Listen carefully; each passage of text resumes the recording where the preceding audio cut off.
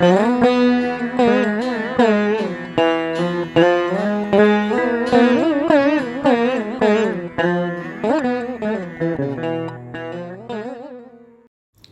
ஸ்ரீ ஆதிசக்தியே போற்றி போற்றி. கருணை எனும் ஒளியானது சக்தியாக உருக்கொண்டால் மானுடர்களின் ஆன்மாக்களை கரைக்கத் துவங்கும். ஆதிசக்தியாகிய யாம் கருணை எனும் ஆற்றலையே இத்தருணத்தில் பொழிகின்றோம். அன்பு எனும் சக்தி நிலையை ஆதிசிவனே அருளுகின்றார். அன்பும் கருணையும் ஒன்று கலந்த காருண்ய ரூபத்தினை அகத்தியர் ஏற்றுள்ளார். ஒடுங்கிய சக்தியாகிய யாம் கருணையினை பொழிவதனை அனைவருமே உணர வேண்டும். சூரியனின் ஒளிக்கற்றைகளில் அன்பும் கருணையும் தனித்தே வெளிப்படும்.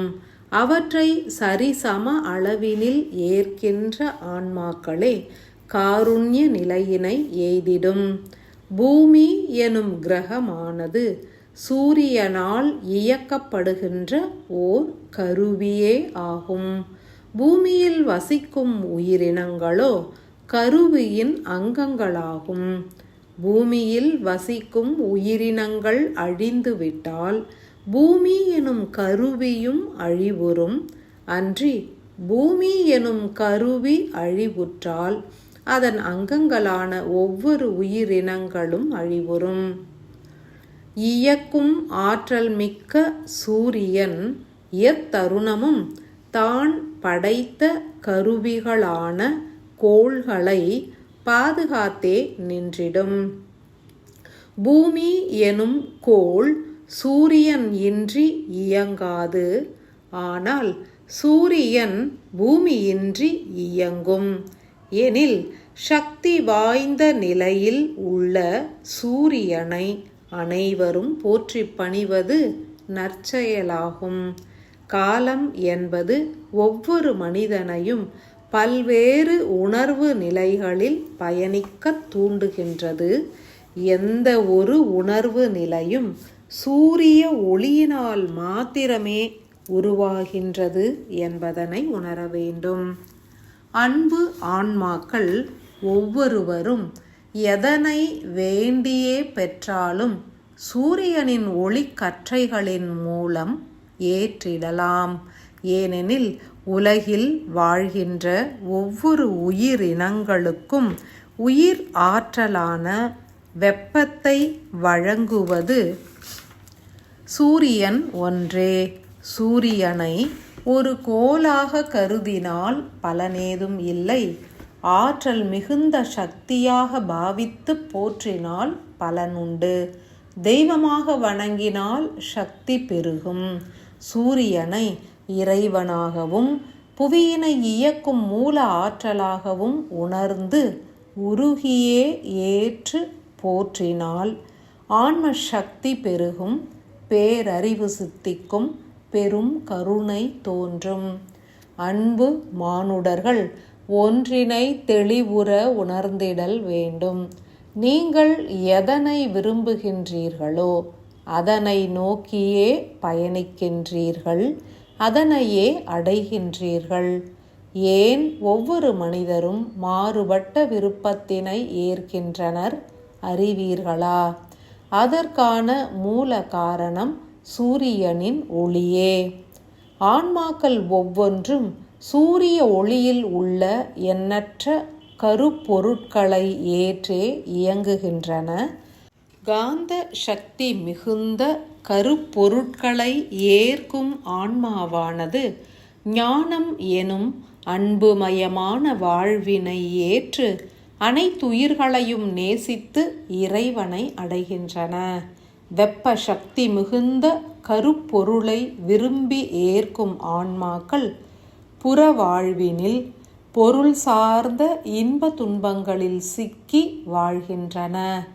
தீய குணங்களை விரும்பி ஏற்போர் கழிவுகள் எனும் நச்சு பொருட்களையே அதிக உணவாய் ஈர்த்து பெறுகின்றனர். எதனை அதிகமாய் ஏற்க வேண்டும், எதனை ஏற்காது தவிர்க்க வேண்டும் என்ற எண்ணத்தினை தோற்றுவிப்பதே குருமார்களின் கடமையாகும். குருவின்றி இயங்குவோர் தெய்வங்களின் ஆற்றல்களை ஏற்றும் இயங்கிடலாம். எனினும் மூலம் அறிந்து செயல் புரிந்தால் ஆன்மாக்கள் பூமி எனும் கருவியினை கடந்து சூரியன் எனும் கருவிகளை படைத்திட்ட மூலவரோடு இணையலாம். அவ்விதம் இணைந்துவிட்டால் மானுட ஆன்மாக்களும் மற்ற பிற கோள்களை படைத்தும் அதனை காத்தும் அழித்தும் செயல்புரியலாம். சூரியனால் இயக்கப்படும் கருவியாக அமைவதனை காட்டிலும் சூரியனாக மலர்ந்து பல கருவிகளை இயக்கும் ஆற்றலை பெற்றால் ஆன்மாக்கள் புனிதமடையும். ஆன்மாக்கள் சூரிய ஒளியினால் இயங்கும் தருணம் அழிவுகளும் ஏற்படலாம். மாறாக சூரியனாகவே மலர்ந்து இயங்கினால் அழிவற்று நிலைக்கலாம். அன்பு மானுட ஆன்மாக்களே, சூரியனை அடைந்து சூரியனாகவே உருமாற வேண்டும் எனில் முதன்மையாய் சூரியனை வழிபட வேண்டும், ஆராதிக்க வேண்டும், போற்றியே வணங்கிடல் வேண்டும். உங்களுடைய வழிபாடுகளில் சூரிய வழிபாடே முதன்மையாய் அமைந்திடல் வேண்டும். சூரிய உதயமும் அஸ்தமனமும் போற்றப்பட வேண்டிய தருணங்களாகும். ஆன்மாக்கள் அனைத்தும் விழித்து எழ வேண்டும், விண்ணேற வேண்டும் எனில் உங்களது கோரிக்கைகளை உதிக்கும் சூரியனிடம் செலுத்துங்கள். செல்வ வளம் வேண்டும், புற வாழ்வு செழிக்க வேண்டும் எனில் உச்சியில் திகழும் சூரியனை வணங்குங்கள். உங்களது தனித்த ஆன்மாவின் முக்திக்கு அஸ்தமனமாகும் சூரியனை வழிபடுங்கள். பூரண ஞானமும் தெய்வங்களின் தொடர்பும் வேண்டுவோர் சூரியன் உதிக்கும் நாழிகையின் முற்பொழுதுகள் எனப்படும் பிரம்ம முகூர்த்த நாழிகையில் சூரியனை மனமாற எண்ணி வழிபட வேண்டும்.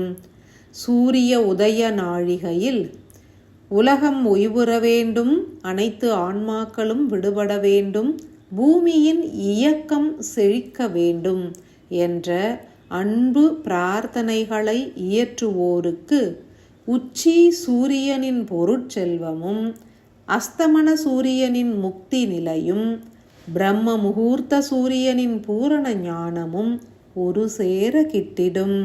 அன்பு மானுடர்களே, ஒரு மண்டலம் எனப்படும் 48 தினங்களுக்கு உதயமாகும் சூரியனை நீரெடுத்து நிலம் விடுத்து மற்ற பிற ஆன்மாக்களின் விடுதலைக்காக பிரார்த்தனை புரியுங்கள்.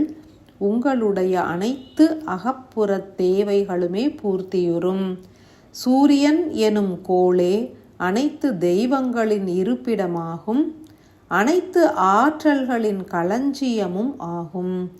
ஆன்மாவின் உதிப்பிடமும் சூரியனே, ஆன்மாவின் மறைவிடமும் சூரியனே. புனிதமான நன்னாளில் சூரியனை முழு மனதோடு ஆராதித்து பேராற்றலை பெற்றிடுங்கள். அன்பான ஆசிகள்.